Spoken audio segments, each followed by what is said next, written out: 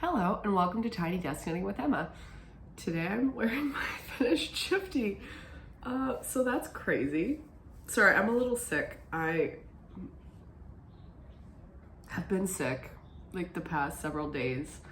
I don't know if it's like RSV, which has been going around or whatever, but it's some kind of virus, and I don't have a huge voice today.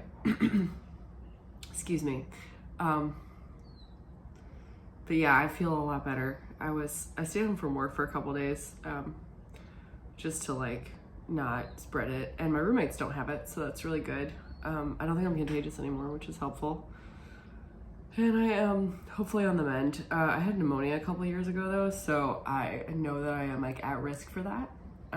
So I am like a little worried about that, but I monitor, things like symptoms and if I have like pain in my lungs or like I start to get better and then all of a sudden I take a turn. So yes, hopefully that doesn't happen. But yes, if anyone has had pneumonia, they probably know you are more predisposed to it if you have had it before. Like the more times you get it, the more likely you are to continue getting it, which is rough. And it's not like something you can catch. It's something that you catch a virus and then that's what happens in your body. Like my mom gets bronchitis a lot because that's what viruses do in her body. And that sucks. And it's just kind of like an unfortunate reality. So anyway, I finished my Shifty. I finished it last night, so it's not blocked, but and you can see that it gets a lot lighter on the sleeves and like at the bottom of the body here. So that's fun, and it's not blocked, and I would almost never ever wear something unblocked except in this instance because I just finished it last night. But I'm about to block it, and you may see just like some ends popping out because I wove in all the ends but I didn't trim them because obviously not obviously, a lot of people trim their ends before they block. I don't trim my ends before I block things. So yeah, I'm just gonna like tug on the sleeves a little bit because they're a little wide, and I'm gonna tug the neckline down a little bit when I block so that it does have short rows, and I did do the short rows, but still a little high on my neck. Probably like I should have done a yoke that was slightly less deep. That probably would have helped. But it is hand spun except for the white. And I am pretty proud of that. I used just like a variety of purples and teals and blues and greens to make 4 or 5 skeins of yarn, and then I tried to line them up, and there are definitely like there's a really obvious spot where I changed skeins, and it's not as obvious on the sleeve. It was right after this purple stripe and before this teal stripe. That was the change on this sleeve. But it's hand spun, so I'm just like really pleased that it exists at all. I'm really pleased. So that's really satisfying. So yeah, it's very cozy. The original Shifty was written for dyed in the wool, spin cycle dyed in the wool, which is a very, very lightweight yarn.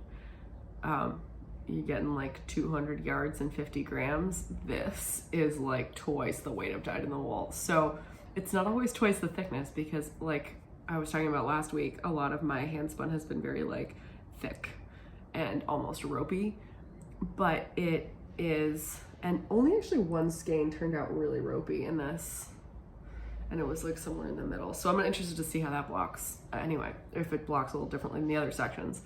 But yeah, I modified it so that I'm knitting the smallest size, and I like checked my gauge, and that should have gotten me to about like the 3rd size, which is what I wanted. Sorry, the door is open right now because it's super nice outside. It's unseasonably warm for, November, whatever, 7th or whatever it is today. And it is, yeah, it's really warm, and the sweater is really thick. So I am keeping the door open because it's like 59 degrees outside. Isn't this a great mug? Thanks, Knittin'. Knittin' got me this mug. Yeah, it's been really warm, which has been good because I can't really see people indoors. I did yesterday, I went to the movies. I'm not contagious anymore. Like, it's one of those things where once you're like 5 days in, you're not passing it on, which is good. But So I went to the movies yesterday with one of my friends. We went to go see Tar, which is an intense movie and very niche. And my friend who I went to see it with is also a musicologist by training. So we both enjoyed it. It's about Kate Blanchett as like a very, very famous orchestra conductor. And I thought it was interesting and a little weird. If you've seen it, you'll know why I think it's crazy. It's just crazy. But it's great. And, but it was the most implausible thing about it, I thought, was that like a woman would be that famous as a conductor. Like, it's just never gonna happen. I mean, maybe it will someday, and I love that. But like in this day and age, no women are that famous or that well respected as conductors, and that is a sad, sad truth. Sorry, I'm gonna have to blow my nose. Yeah. But anyway, it was interesting. And if you like music, you should see it. There were a lot of things that they just like say, like throughout the movie. There's just so much jargon thrown around that's like orchestra jargon and music jargon, and like they're talking about composers and they're talking about tempos and they're talking about like performance stuff. So if you don't like that kind of thing, it's maybe not the movie for you. I don't know how I would have like reacted. I think I would have tuned all of that out and I would have thought this was like the most boring movie ever. But anyway, I digress. I did that, but otherwise I've had to see people outside pretty much this week, this weekend. So it's been nice that the weather has been good. That was a long digression, sorry. Oh, we turned the clocks back, so it's already pretty light out, and it's almost 7 a.m. This is how late it used to be at 8 a.m., which is wild. But yeah, I was in the movie theater yesterday when it got dark, like between 4 and 5 and 6. So that was good. I didn't have to like notice it getting really dark at 5 o'clock and be like, oh my gosh, this is horrible.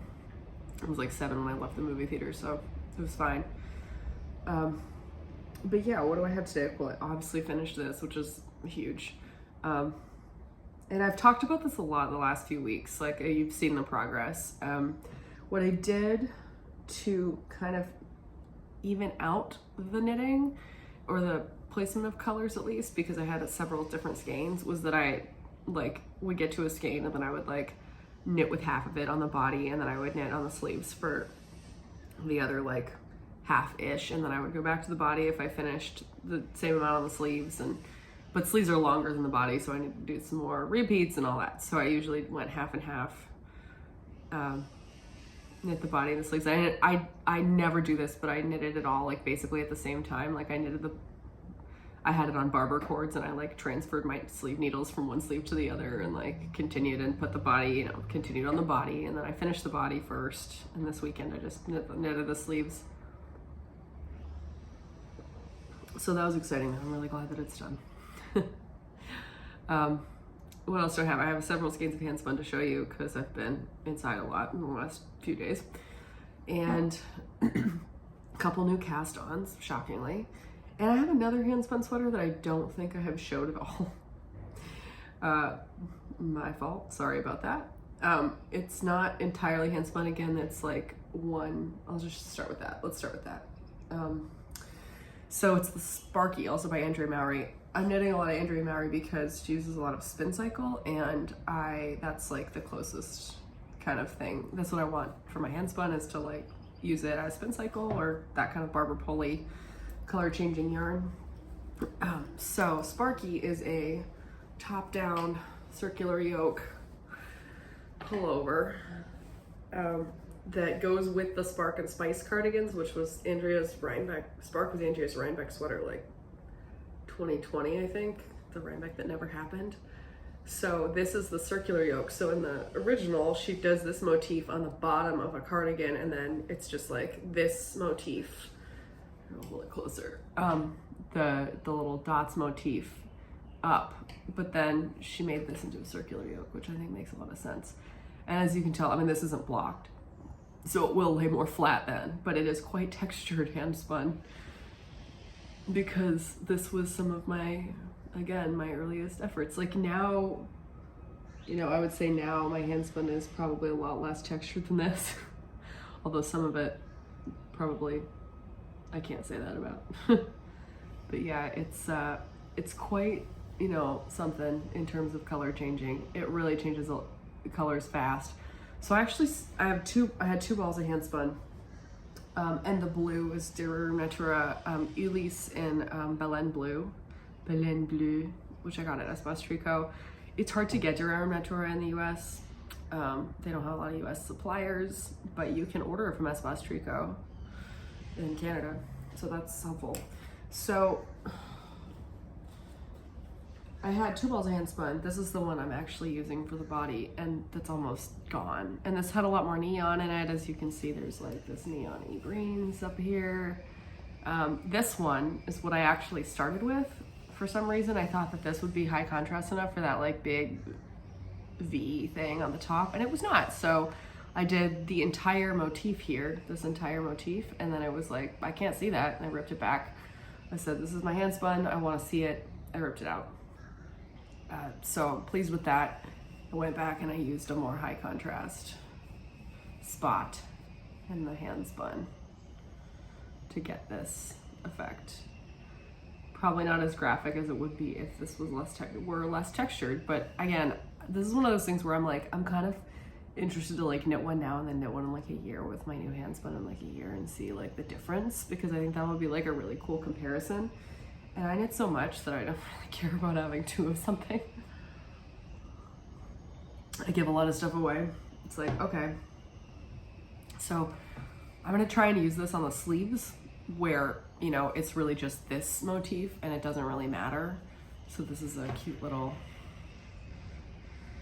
2 and then 1 and then 2 and then 1. It's 1 by 1 color work, and there's just like some plain rows in between. It's really sweet. It's very addicting. It's easy to say just 1 more row or just 10 more rows. And it really shows off like striping yarns really well. As you can see, hand spun is very stripy sometimes if you barber pull it. So that's really cool, or variegated yarns. So I really like that effect. I'm enjoying this a lot. And I don't know if I'm gonna finish it by next week, but I will finish the body for sure. Maybe I'll finish it by next week. Sleeves don't take very long. I use those, the shorties, the Xiaogu shorties now, and they don't take very long. So that's good. Yeah. Okay. Sorry, I'm gonna have to make this kind of short because I'm still like a little loopy and out of it. But taking cough medicine, so not like hardcore cough medicine, but you know, that puts you to sleep, but I'm definitely like, ooh. I'm pumped full of drugs. Okay. I cast on this sock with Mondim from my Woolly Thistle sock bag. Excuse me. So I didn't know what this yarn was gonna look like when I knitted it up. I actually made an assumption that it would stripe. And it does stripe, but the stripes are not long. They are micro stripes, which is not what I anticipated. And this is the effect, which is really cool. So yeah, the micro striping is great. I think it looks awesome with this texture pattern that I have cast on. This is my June sock for next year. If you're interested in test knitting for me, I'm probably gonna be sending this one out like this week, which is just a complete coincidence.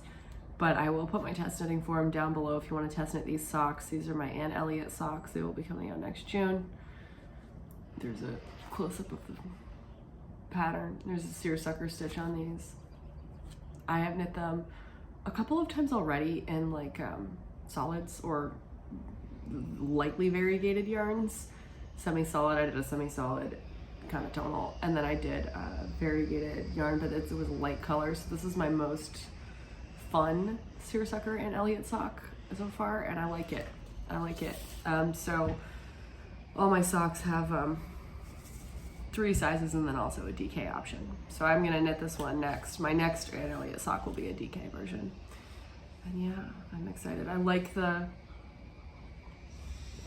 yarn. I really like Mondim. Oh, I'm sorry about that noise. I I have a trip coming up. Hopefully, I mean, knock on wood that I like recover and like nothing that goes really badly and I have to like not go on my trip. I'm going to Toronto for US Thanksgiving. So I am flying there. So I can't really bring a lot of stuff. Like I have like a carry-on. I will probably end up bringing my real suitcase, but I would really like to go with just a duffel bag and a backpack. That would never happen for me because I'm going to be there for like 6 days, and that's just like not me.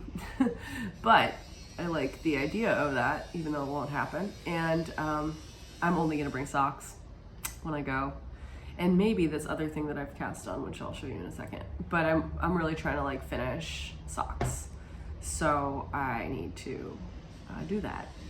Yeah, that's gonna have to happen. So yeah, finish the socks, and yeah, it'll be fine. I'll finish. I got these. I got the October ones that I still haven't finished, and I have to cast on my November socks, which I haven't even done yet. Like, that's how behind I am on socks.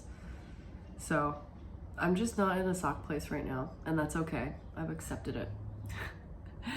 But yeah, I like this sock. It's fun. It's very squishy and spongy. That's what everybody says about my Shifty. They say it looks so spongy, and I say, yeah, it's nice and spongy. I think it's because it's not blocked yet, but also I think it's the stitch pattern, which I love. So yeah. Okay, this other thing that I cast on, Brooklyn Tweed Loft in the colorway Nest, which maybe discontinued. I got it on sale at Loop in Philly because, like, 3 years ago, I think, because it was, I think, either a color they were not going to stock anymore, or it was a color Brooklyn Tweed was just not going to make anymore. So I have 5 skeins of it, and it's in 2 different dye lots, and it was like, 50% off, which is why I bought it, because Brooklyn Tweed is so expensive, but it's so nice. So I was gonna make a sweater with it or something and just do helical knitting because the dye lots are like extremely different. But then I decided that I wanted to make my dad a scarf for Christmas because he doesn't wear sweaters that I knit ever. Like I've never made him a sweater because he's always like, I don't want that. Like, I won't wear it. Like, he doesn't like to be too hot, and he doesn't like to be itchy and all this stuff. And I'm determined I can make him a sweater that he would wear all the time, but he's like, that doesn't exist. It doesn't exist. It won't happen. So I've decided to make him a scarf because he'll wear that. And I cast this scarf on. I just of a stitch pattern that I found in a book, and it's hard to kind of see it. You basically knit one garter, there's one knit stitch, one garter stitch, and one purl stitch. So both rows are knit 2, purl 1, knit 2, purl 1. And then I have a selvage on each end, which is always knitted. And it's really easy. And I'm gonna see how long I can make this scarf in 3 balls of Brooklyn Tweed Loft in this color. I think there's like 51 stitches. I did 48, no, 50. There's 50 stitches. I did 48 is a multiple of 3 plus the 2 on each end. So there's 50 stitches. I'm using a US 4, US 3, US 4. 50 stitches, US 4. Maybe I'll write this pattern. It's pretty simple, but yeah, maybe I'll write it. It's very squishy and nice, and it's real soft. If you've never knit with Brooklyn Tweed, you should. Loft and Shelter are very, very lightweight, very soft, very springy, because they're wool and spun. Whoa, look at that spring. Arbor and Peary are like not as springy, they're worsted spun. There's now like this is like Imbue, which I don't really know, and there's Tones, which I think is basically Shelter but in different colors. I'm not super clear on like the newer lines, but that's cool. Good for you, Brooklyn Tweed. You go. And I've always liked Brooklyn Tweed, but I don't knit with it a lot because it's really expensive and it feels like a really special treat. So I actually have a nice, a good little stash. I have at least one sweater quantity of Arbor. I have a sweater quantity of Shelter, like a big one, so I can make like a big cardigan or something. All right, I recently got a cone of Peary, but I'm just gonna use it, hold it double and use it as color work with my Arbor to make a yoke sweater. So one day, my friend Monica loves Brooklyn Tweed, like she knits in Brooklyn Tweed a lot, and she got a ton of yarn from them when they had their like together apart, when you could get it for like 30% off, which was a great deal. And she knits like a ton of beautiful sweaters in Arbor and Shelter, and she's knitting one in Corey. Maybe she's done. She was knitting like a bulky cardigan in Corey a couple weeks ago, but she might have finished it. Anyway, let's talk about handspun. So I had a good week over handspun.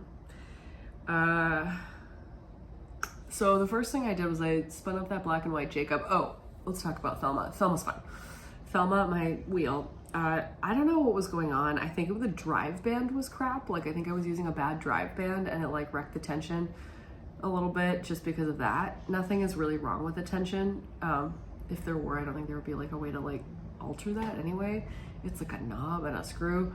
So, and it was working, like wasn't stripped or anything. So I just like put the original type of drive band on, which was like a thick cotton twine that I got from the hardware store. I did order some Real Shack drive bands. They're back ordered from the Woolery, so I'm gonna get them in a few weeks, but this has been working fine. Also, some of you have like commented, thank you so much like for like your advice and stuff. It was really helpful. Somebody asked if I was using it in single or double drive. I'm using it in double drive. I tried Scotch tension and something was kind of like off with it and it didn't really work super well. So I did order a new Scotch tension spring and drive band to see if I could get it to work. But yeah, hopefully I can get that working at some point, because that'd be cool to see how that's different.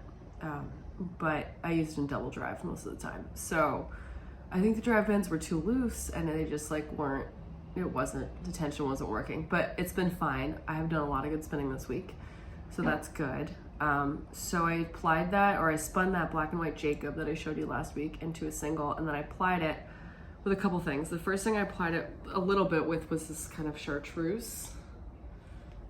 So as you can see, that's like a black and white, kind of grayish, with a strand of green, greenish yellow. Jordan said that I should do that, and so I wanted to try it, and then I applied the rest. Excuse me, some rainbow BFL.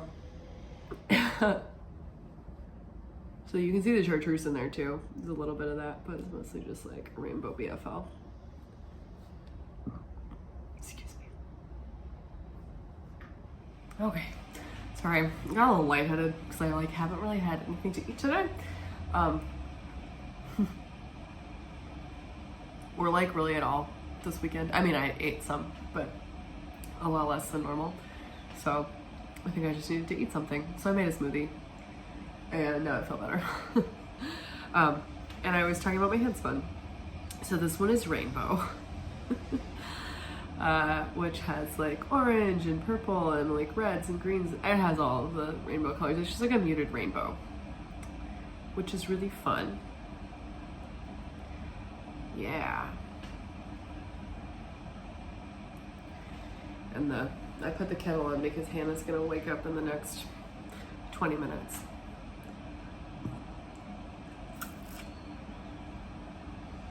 I try to be nice and turn it back on so that it heats up quickly for her.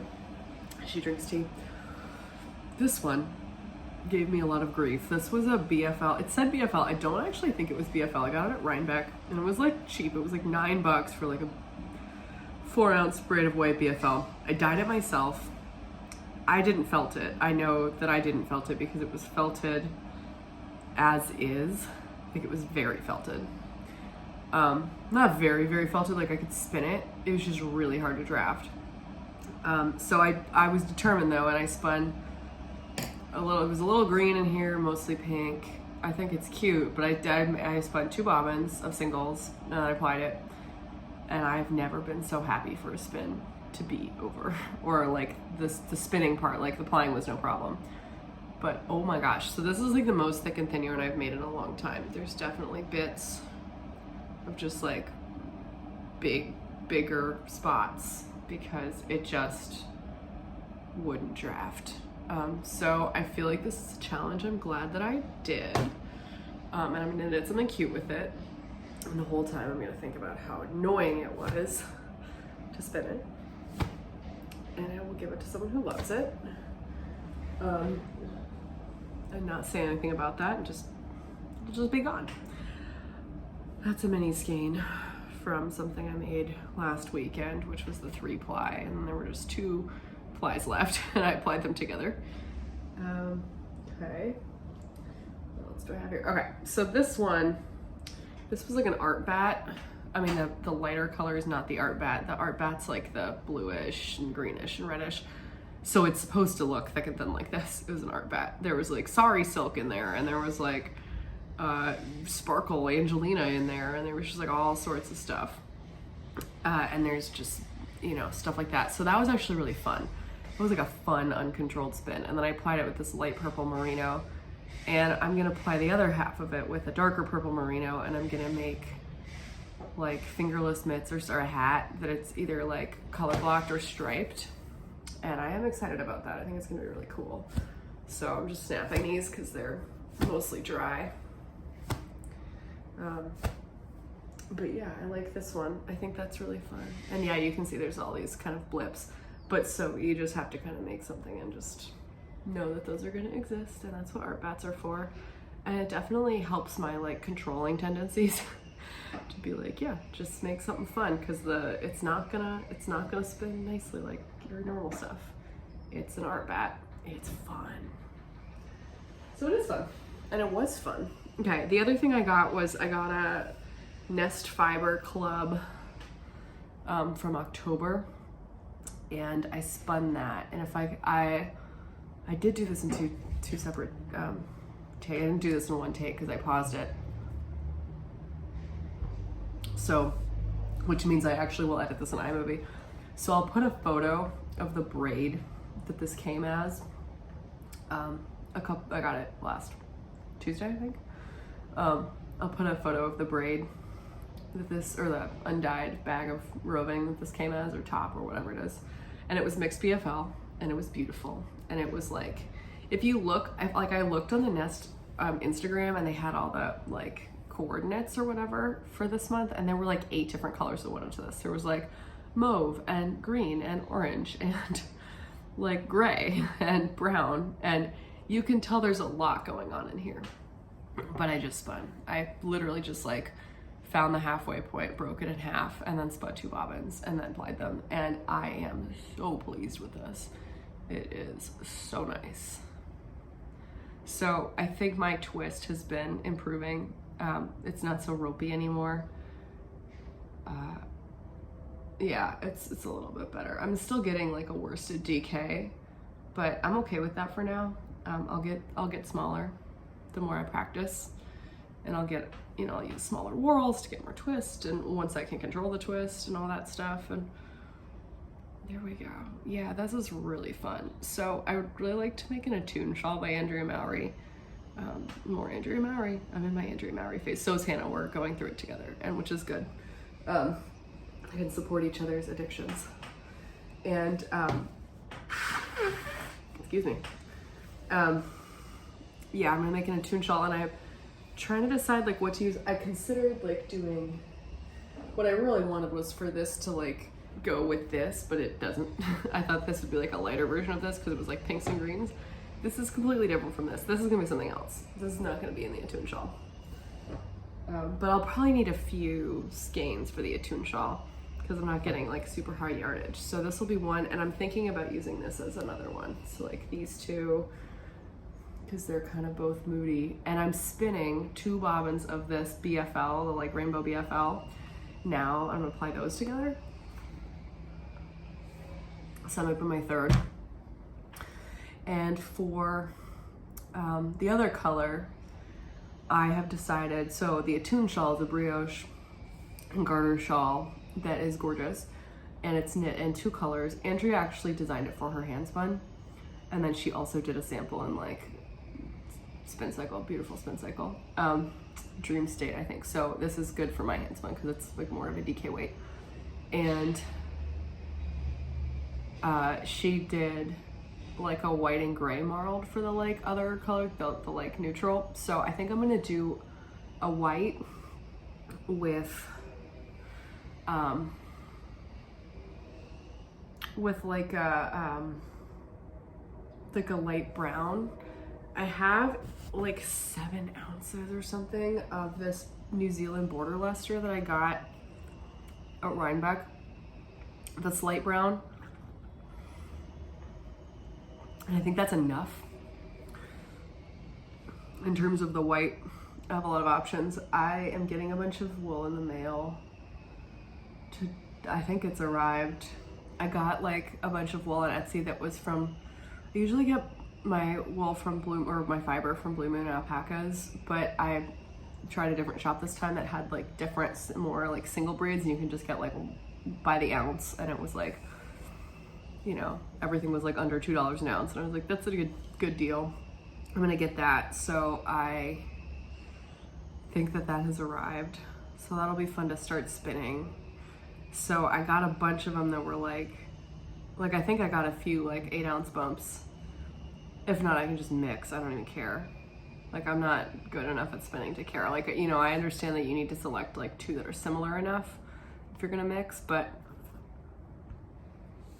like a couple of different whites with like the New Zealand border luster. I think that would be really cool for the Attune shawl.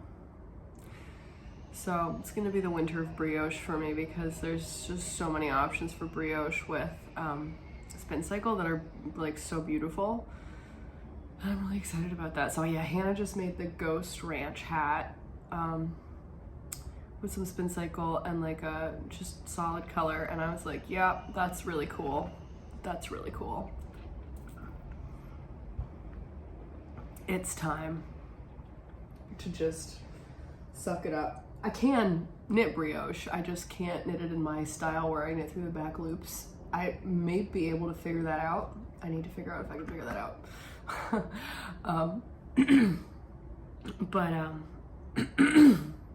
Yeah, I don't know. I might just have to suck it up and knit regular when I knit brioche, because I know I can do it. I just don't want to. But you know what? Sometimes we have to do things that challenge us. And I am a growth mindset person and I like a challenge. And honestly, I think this would be a good challenge because there are a lot of knitting techniques where I'm like, I don't want to do that because like, I don't want to try and figure out how to do it like in knitting combination style. And I think the more I just get used to being like, then just knit it in regular style, like continental English, whatever. I mean, English, not English. I would knit it continental, but like a regular knitter, like with the stitches twisted in the regular knitting way. You just knit it that way. Like you can, you just don't. So I love a challenge. I do. So, as you know, anyone who watches my channel regularly probably knows I started spinning 5 weeks ago and now I have this sweater. I love a challenge. I love a challenge. So I'm sure I'll enjoy it. And just expanding my knitting horizons a little bit is always satisfying. And you finish something and you feel great. You're like, you know, my skills have expanded. My skill set is wider now, and you know, you feel good about things, and that's great. And I think that's powerful. You know, the feeling of accomplishment is really powerful. So yeah, I'm gonna keep spinning this BFL a little bit and then go to work and get all the wool that's waiting for me there, God willing, and block this sweater and do some knitting and actually work. I am going to work today at my job. And yeah. So I was kind of out of it in that first part of this video. I was terrified. I was like, maybe I'm like really sick, like, and I should not go to work today. because I really can't work from home. I don't have an office space here, and the Wi-Fi in our house doesn't reach to the back, and there's already always usually one person working from home, and so it just becomes like a little bit of chaos, chaotic mess, just a little bit. So I like to work in my office, and I'm supposed to get a little bit of light exercise just to avoid pneumonia. My doctor said that if I just like, obviously they were like, don't overdo it, but just like walk, you know, do a little bit, and I'm less fatigued. Like I was really fatigued on like Thursday and Friday, and Saturday morning, and yesterday, like when I would walk, and yesterday I was not. I didn't walk fast, but I went to Costco and I wasn't fatigued or like short of breath or anything. I wasn't there for very long because, you know, Costco on a Sunday morning, you don't want to be there for more than half an hour, in and out quickly. But now that I've had like half a smoothie, I'm like, oh, I'm good to go. So that's good. Just needed some kale. Kale solves most of my problems. If you don't like kale, I'm sorry. I'm sorry. That's all I can say. It's an acquired taste, but I think people can learn to make it taste good. If you've never made kale chips, you should try it. Preheat your oven to 300, not higher. They burn. Any kind of kale works. Actually, like lacinato kale, which is like the flat kale, better. Strip the stems. Do not eat the kale stems. They're disgusting. Rub them in olive oil. Like really massage that olive oil in. It's delicious. And put any kind of spice you want on top. I usually just salt them, but you can use like Cajun seasoning is really good on kale chips, like a Cajun spice blend. Za'atar is good. Honestly, like pepper, if you like spicy, like go for cayenne, it's delicious. Cumin, if you want like a Mexican inspired kale chip, I don't know, whatever you want, they're all good. I literally just like salt on my kale, or garlic salt, that's really good. Don't oversalt because it's easy to oversalt kale, and just like put it in a single layer on a baking sheet, ideally with aluminum because it makes cleanup a lot easier, and go for like 8 minutes. Hey Hannah. And then switch the racks. And that will give you a delicious kale chip. So, this has been long enough. Thank you for watching. This has been Tiny Desk Knitting with Emma. Bye!